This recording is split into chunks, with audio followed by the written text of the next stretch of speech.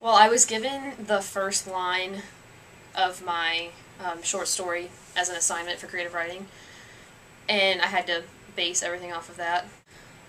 Well, I got home the night we got the assignment, and when I first read the line, it was, or when I read the line was, she had so much dusting to do that she was assured to die of a dusty death, or something along those lines. And that's a little bit out of my comfort zone, I thought, when I first read it, because I usually do fiction that's based on real life events, not fiction, like fantasy fiction.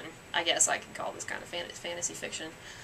Um, but when I wrote the story, I sat down, I took notes on how I wanted to do it, but I found that taking notes didn't help me for this assignment because I was so out of my comfort zone. So I pretty much just typed up the first sentence and worked off of that. Or before I read it, I was not satisfied with it for some reason because I think I was uncomfortable because I was out of my comfort zone. So, but after I read it and I heard the critiques, I felt a little bit better about it because I guess stepping out of my comfort zone every once in a while is a good thing, I found out after the assignment. So, a taste out of my comfort zone, I guess, because like I said, usually I do stuff that.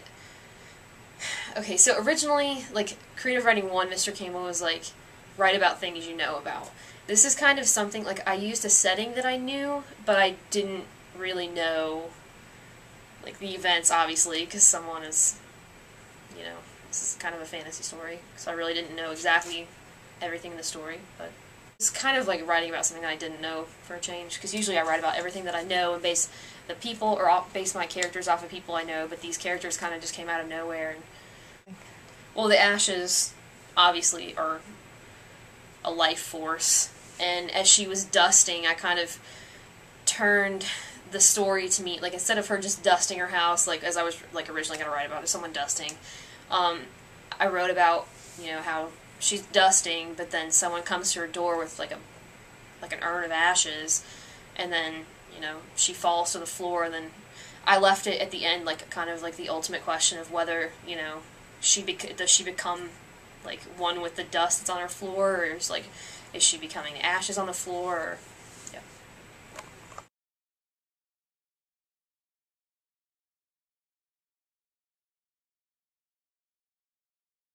So for my piece, The Confession, I was inspired by just different artwork around that I've been looking at.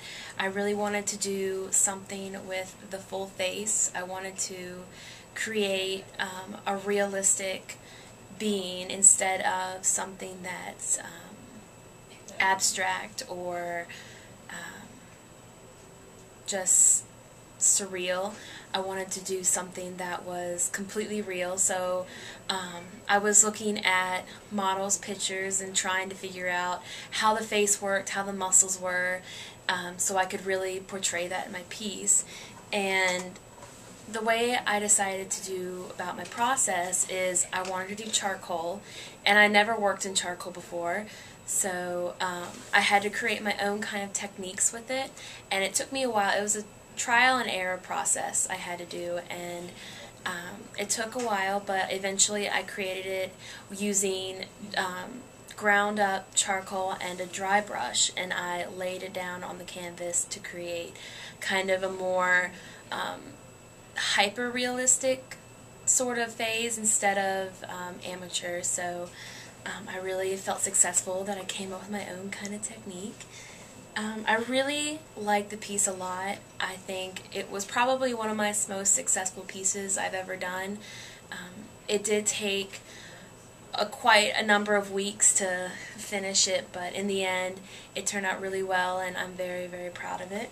I really found out how the face works. I know there's a lot of different things that goes into it, the facial muscles and eye placement and nose placement, and after doing some research, I feel like I've really gotten a grip on it, and I can transfer that over to my other pieces that I'm doing. The name kind of helps it, The Confession. I wanted the face to have more of an expression on it than just a blank emotion. So what I was trying to portray is the woman in the picture is supposed to be being lied to. The person that's talking to her is confessing a secret that they've held and just are now confessing it, and her face is kind of that surprise or disbelief that you have when you've been told by someone you trust that they've been lying to you.